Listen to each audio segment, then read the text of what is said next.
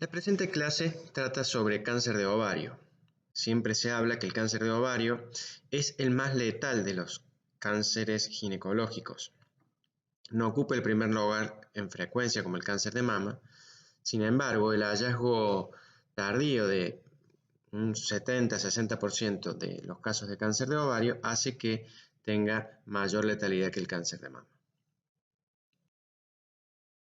Lo primero que nos tenemos que preguntar ante una masa anexial, como ustedes han visto en la clase que tienen antes que esta sobre masas anexiales, es saber si esa masa anexial es de origen ovárico o no, si es probablemente benigna o si es probablemente maligna. E inclusive algunos casos de masa anexial se puede presentar como un abdomen agudo. Lo importante que ustedes tienen que saber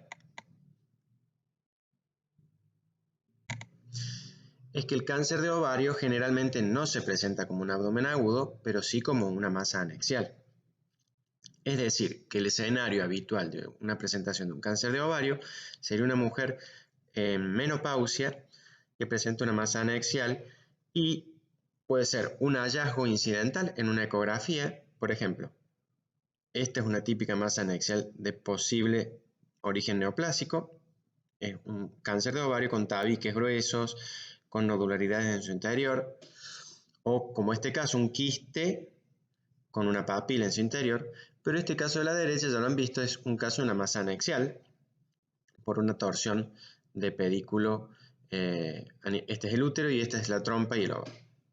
O sea que es habitual que nosotros la encontremos en un hallazgo incidental o que la paciente concurra por otros síntomas a otro especialista, como por ejemplo un gastroenterólogo, porque sintió dispepsia, distensión abdominal, y en una ecografía se hace el hallazgo de esto. El cáncer de ovario, como ven aquí, metástasis en el útero, este es el útero, este es el ovario aumentado de tamaño, este es un tumor de Krukenberg, lo han visto en la anatomía patológica, en una gestación, un caso de hace algunos años de mi padre, embarazo con tumor de Krukenberg bilateral. O sea, el cáncer de ovario, con esta imagen ustedes tienen que saber que el cáncer de ovario es una enfermedad que no es solamente del ovario, sino que es una enfermedad que puede ser pelviana, pero es una enfermedad por la circulación del líquido peritoneal, que es una enfermedad que se hace peritoneal. Por eso son las maniobras que hacemos durante la cirugía, por eso la estadificación es durante el acto operatorio. Concepto fundamental que tienen que llevarse a esta clase es que la estadificación del cáncer de ovario la hacemos durante la cirugía con maniobras que les voy a mostrar a continuación. Esto que ven acá, esta imagen, es para que ustedes se acuerden que además de las maniobras que les voy a mencionar sobre el cáncer de ovario, tienen que saber que contamos de una manera sumamente necesaria con un patólogo con experiencia. Este es un quiste de ovario con masas sólidas.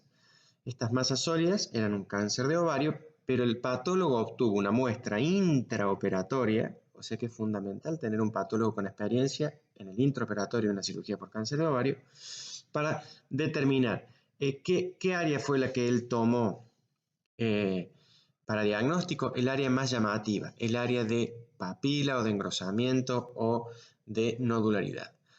Entonces, diagnóstico puede ser ecográfico, los síntomas son muchas veces que nos pueden confundir, como vieron. Es una enfermedad abdominal, pelviana, abdominal. La estadificación la hacemos durante la cirugía y es importante contar siempre con un patólogo. Miren ustedes la mortalidad por cáncer en Argentina en el 2013. Vamos a las mujeres, ¿no? Pero por mucho es el cáncer de mama, seguido por el colon, pulmón, cuello uterino, el páncreas y luego el ovario. El ovario no es frecuente, pero como les decía, hay un gran porcentaje de cánceres de ovario que son diagnosticados en estadios tardíos y no son pasibles de un tratamiento curativo a veces. Entonces, la letalidad es mayor que en el cáncer de mama. Este cuadrito es muy importante porque aquí, con este cuadro, ustedes se tienen que acordar de las estirpes histológicas del cáncer de ovario y de las edades de presentación más frecuentes.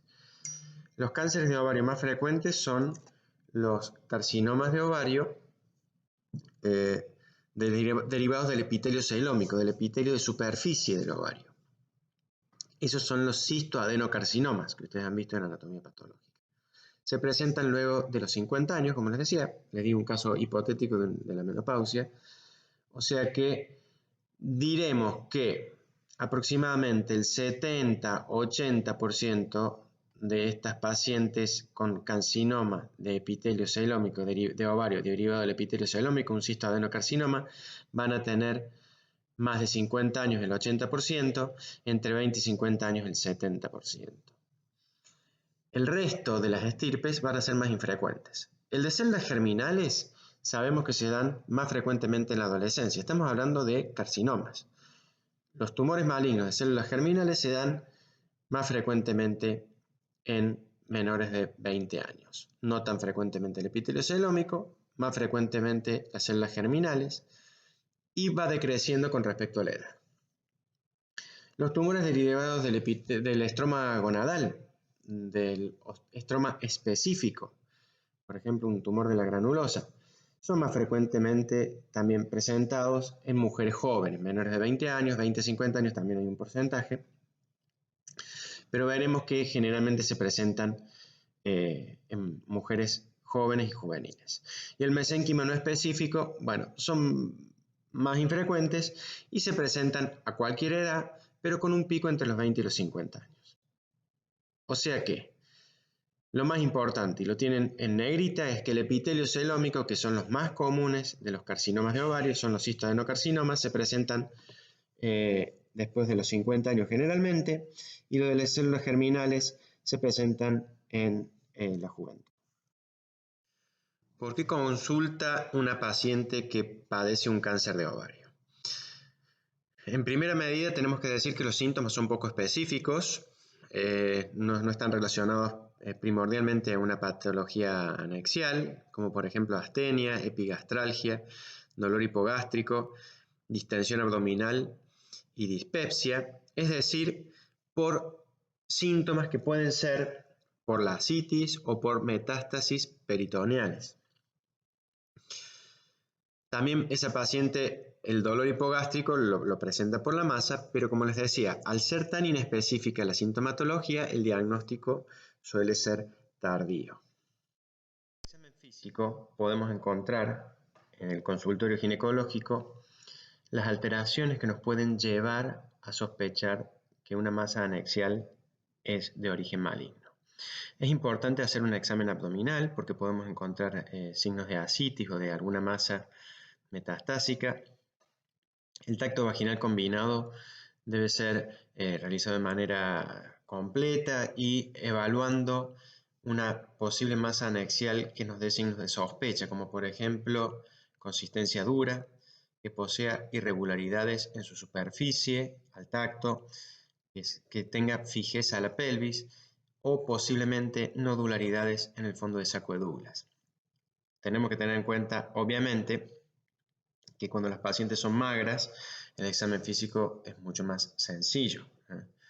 El estado general de la paciente también es importante, tenemos que evaluar si esa paciente ha perdido peso, en qué tiempo lo ha hecho y, como decíamos anteriormente, si padece astenia o algún signo que nos haga pensar en anemia. En cuanto a los signos ecográficos de sospecha de malignidad, diremos que tienen que ser tomados dentro de un contexto clínico, pero si vemos una masa anexial en una ecografía que tiene un tamaño de 10 centímetros, tenemos que descartar malignidad, sobre todo si, recuerden, lo encontramos en la peri o posmenopausia. Las áreas sólido-quísticas intratumorales también nos pueden llamar la atención, los bordes mal definidos, las papilas intratumorales, los tabiques gruesos, más de 3 milímetros, el hallazgo en la ecografía abdominal o transvaginal inclusive de líquido ascítico y el aumento de la vascularización en una masa anexial. Por ejemplo, descartemos malignidad si estamos viendo un cuerpo lúteo que está sumamente vascularizado en la edad fértil y es una vascularización en anillo de fuego, periférica.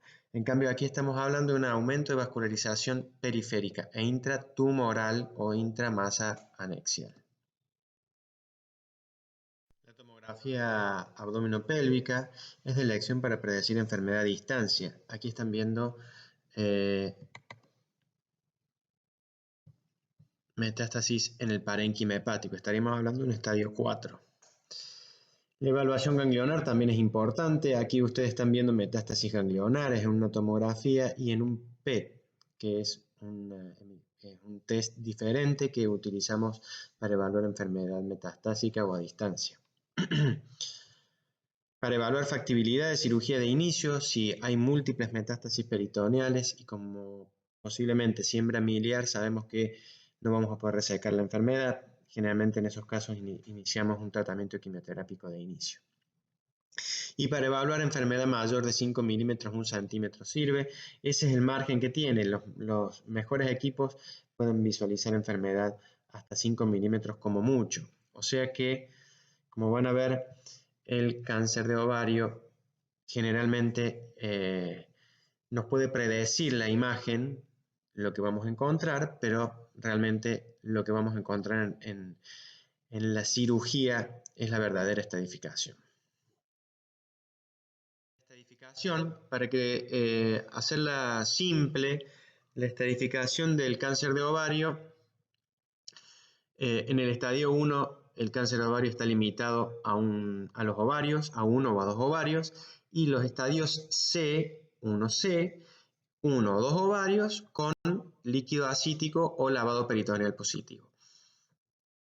El estadio 2 se ubica ya con metástasis en la pelvis, y el C con líquido ascítico peritoneal positivo. El estadio 3 es lo que le decimos estadio avanzado, que abarca enfermedad microscópica en el abdomen, o enfermedad macroscópica hasta 2 centímetros, o el C, el 3C, que es una afectación tumoral a nivel peritoneal mayor de 2 centímetros, y o ganglios positivos, pelvianos o lumboaórticos, y o afectación, en este caso en particular, tengan en cuenta que la afectación hepática de la cápsula hepática es estadio 3C, pero ya veremos que en el estadio 4 la afectación parenquimatosa del hígado es otro estadio.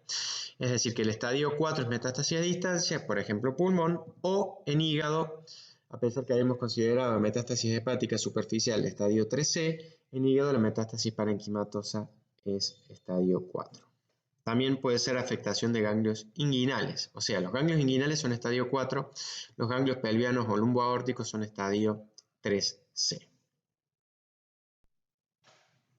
En cuanto al tratamiento quirúrgico, tengan en cuenta que el cáncer de ovario, el pronóstico va a variar mucho de acuerdo a la estadificación quirúrgica y al tratamiento quirúrgico que hacemos de inicio. O sea que es fundamental el volumen de la enfermedad residual que queda luego de la cirugía. Cuando hablamos de una cirugía primaria, cuando una paciente no ha sido tratada, con los objetivos de confirmar el diagnóstico de sospecha de cáncer, vuelvo a recalcar la importancia del patólogo en el intraoperatorio, efectuar una correcta estadificación y reducir lo más posible el volumen tumoral, dejando lo mínimo de enfermedad residual en los casos avanzados.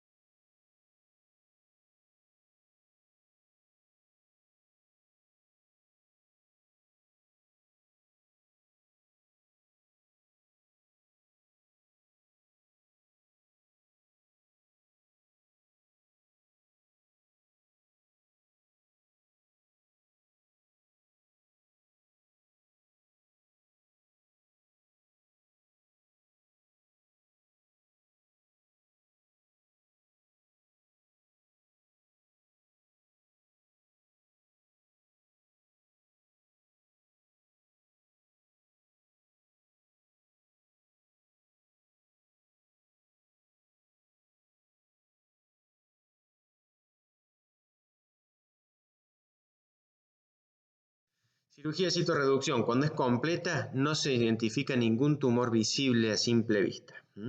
Durante la cirugía primaria nosotros decimos no ha quedado enfermedad. Citorreducción óptima, si la enfermedad residual es menor de 1 centímetro o la enfermedad es microscópica. Como sabremos si es microscópica, no lo podemos saber. Pero si es menor de 1 centímetro, probablemente la podamos ver. La citorreducción subóptima, dejamos enfermedad residual mayor de 1 centímetro porque no lo podemos resecar. La cirugía, siempre en cáncer de ovario, la cirugía que se realiza es, como ven en la imagen de arriba a la derecha, es una incisión longitudinal, una incisión mediana. Esquiva el ombligo y puede llegar hasta la apófisis sifoides. Es decir que a veces tenemos que hacer grandes incisiones porque tenemos que hacer una cirugía de todo el abdomen, porque supongamos que esa paciente tiene metástasis en la cúpula diafragmática y las tenemos que extirpar o las podemos extirpar, se llega hasta allí y se hace. Entonces se explora la pelvis y superficie peritoneal en la totalidad, incluyendo el intestino, y biopsia de todas las lesiones que a nosotros nos llaman la atención. El objetivo final es extirpar la masa tumoral en forma completa, esa sería la citorreducción completa u óptima. Pero la cirugía estándar, si ustedes preguntan, ¿cuál es la cirugía estándar del cáncer de ovario? Porque ya vieron que puede ser cualquier cirugía. La cirugía estándar es la anexohisterectomía, es decir, extirpar el útero, los dos anexos, omentectomía, extirpación del epiplón mayor, y, depende de los casos, linfadenectomía pelviana y paraórtica, o sea, una linfadenectomía abdominal, dependiendo de los casos.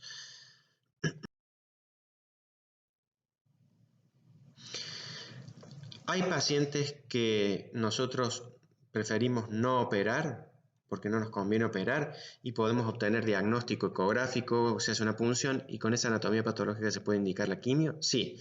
Si una paciente tiene compromiso de la base mesenterio en una tomografía realizada, si esa paciente tiene múltiples imágenes metastásicas en el parénquima hepático, si tiene metástasis en el ligamento hepatoduodenal, adenomegalias retroperitoneales por arriba de los vasos renales, grandes masas metastásicas sobre la superficie peritoneal, diremos que esa paciente no conviene operarla, conviene hacerle quimioterapia de inicio, obteniendo diagnóstico con una ecografía o con una tomografía, con una punción, e iniciar la quimioterapia.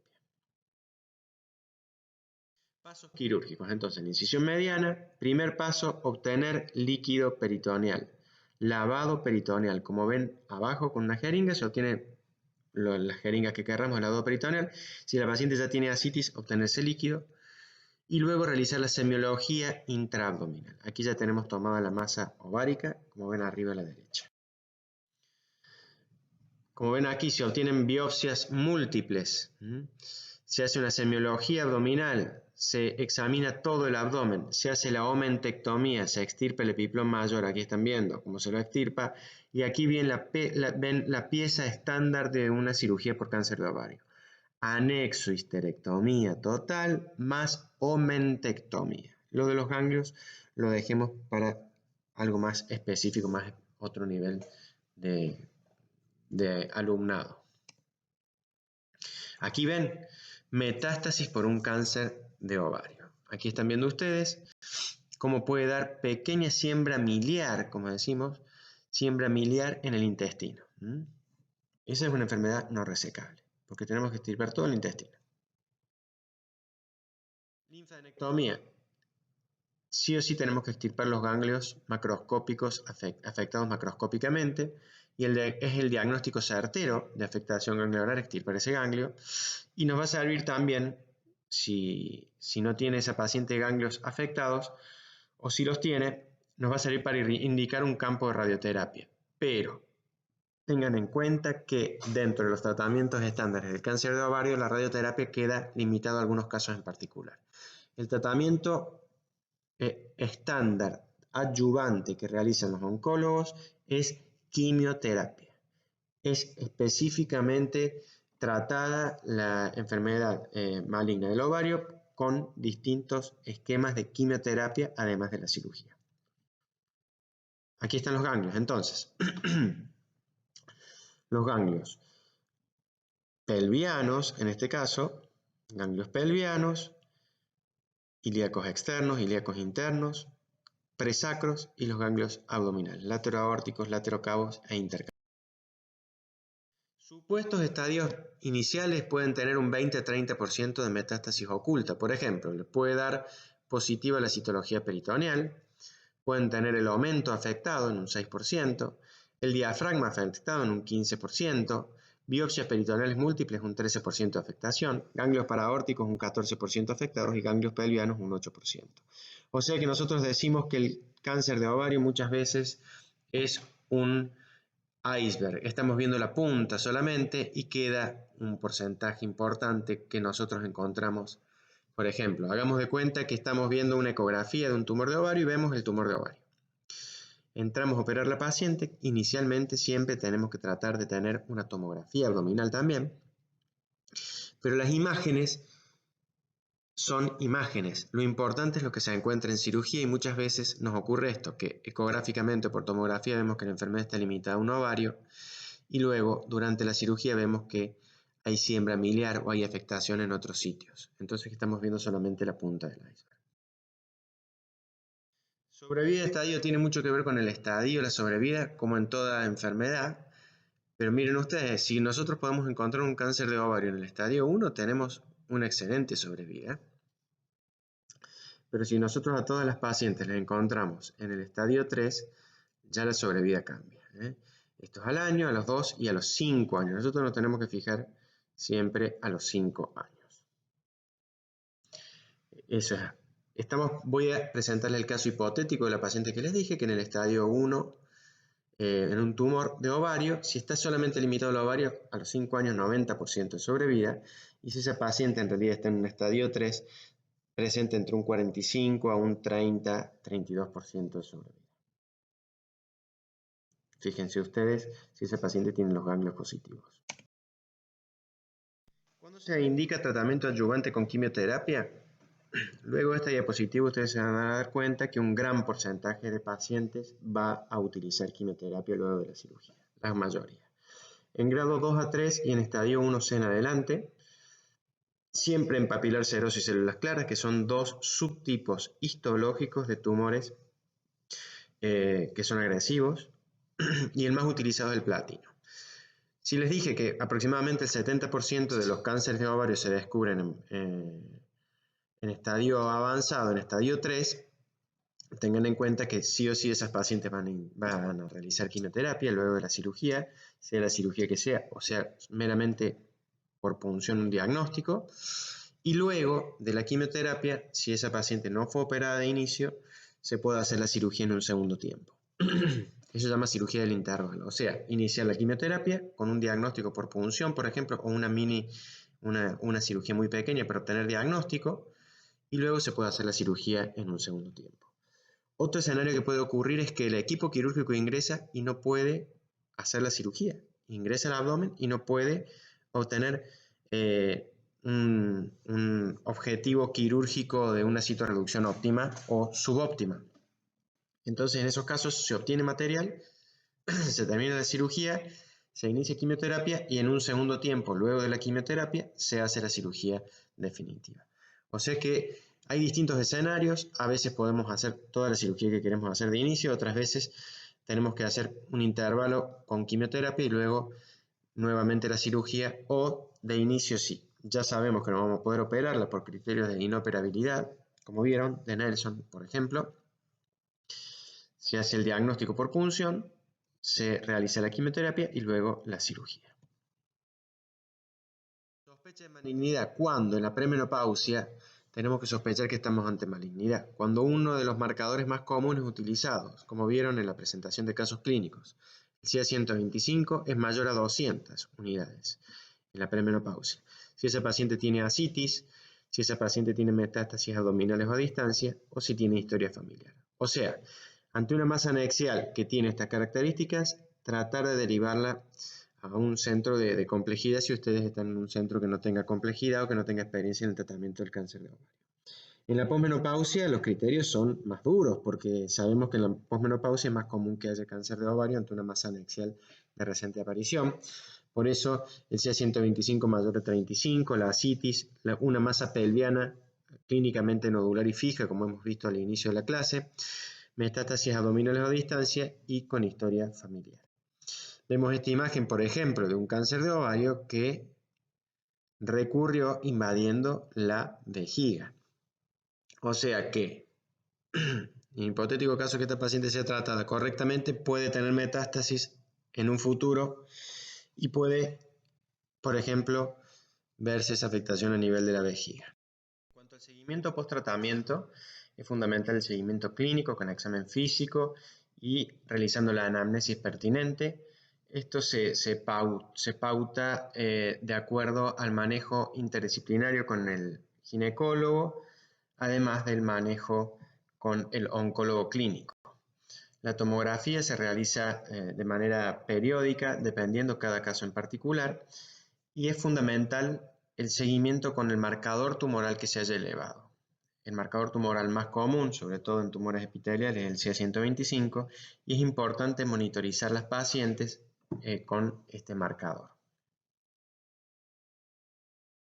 Mensaje para llevar a su casa. Excluir la malignidad es un objetivo principal de toda masa anexial, como han visto en los casos clínicos y hemos charlado un poco en esta clase. La ecografía transvaginal es un aliado insustituible para la evaluación de masas anexiales, benignas o malignas. El tratamiento en cáncer de ovario es fundamental, el tratamiento inicial, para luego ver la sobrevida. O sea que una cirugía correcta de inicio es fundamental para la sobrevida de esa paciente, porque el cáncer de ovario es el cáncer que prácticamente siempre es operable. En cambio, como hemos visto en el cáncer de cuello, cuando invade los parámetros no conviene operar a esa paciente, no le mejoramos la sobrevida. En cambio, en cáncer de ovario, si la operamos correctamente, extirpando la mayor cantidad de masa tumoral, dejando prácticamente nada visible de masa tumoral, esa paciente va a tener un beneficio en la sobrevida. Y es importante que el equipo médico tratante, porque es un manejo multidisciplinario, al igual que hemos mencionado en otros cánceres, con el oncólogo, con el patólogo, depende de los casos muy puntuales. En cáncer de ovario, el radiooncólogo, como les dije, hay muy pocos cánceres de ovario que se irradian, prácticamente ninguno, solo casos muy avanzados y puntualmente. Pero el manejo multidisciplinario del cáncer de ovario es fundamental y además, en una paciente que tenemos en la posmenopausia con una masa anexial, lo primero que tenemos que descartar que esa masa anexial de reciente aparición sea un cáncer de ovario. Muchas gracias.